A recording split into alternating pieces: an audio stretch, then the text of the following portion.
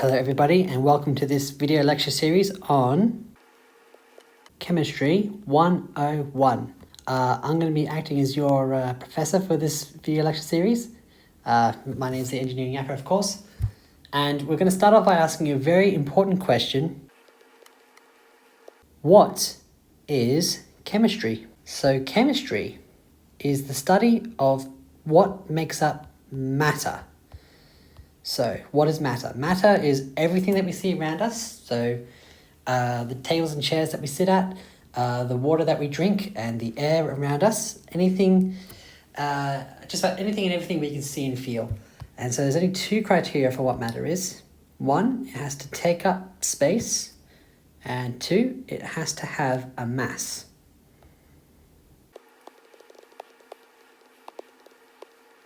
So anything that takes up space and has a mass is matter, and that includes air, which takes up space as well. Even though you might think of air as free space, it does take up space and it can be removed from that space. So it's also matter. And all matter is made up of atoms. So atoms are unique particles that make up matter. So if you have matter, you can then divide it into smaller and smaller pieces, and then divide that into smaller and smaller pieces, and eventually you get either a molecule, which can be broken down into atoms, or just an atom. And if you break up atoms any further than that, then the stuff that they're made out of is no longer unique.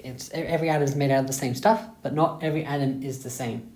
And the properties of whatever matter it is that you're subdividing comes purely from the different types of atoms. So if you look at the periodic table, which I'll bring up now so that you can see it, you can see that these are all the different types of naturally occurring elements. And you might recognize that there's a lot more different types of matter, or a lot more different types of material than there are elements on this table. So on this table there's only, 120 or so elements, but in real life you come across thousands of different materials, different objects with different properties, different drugs, different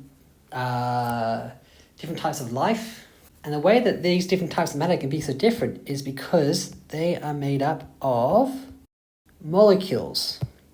So a molecule is two or more atoms that are bonded together.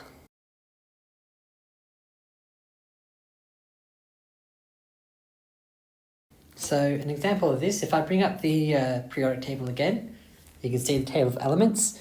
You can probably notice that there's no element for water. And that's because water is not an element. It's not comprised of just a single type of atom. Instead, water is made up of three atoms combined together to make a molecule. So they're bonded together. You have a hydrogen, an oxygen in the middle, and another hydrogen on the other side. That's referring to these atoms. And they're bonded together to make a H2O molecule. And that is what water is made out of. And it's these combinations of atoms that lets us make so many different types of matter.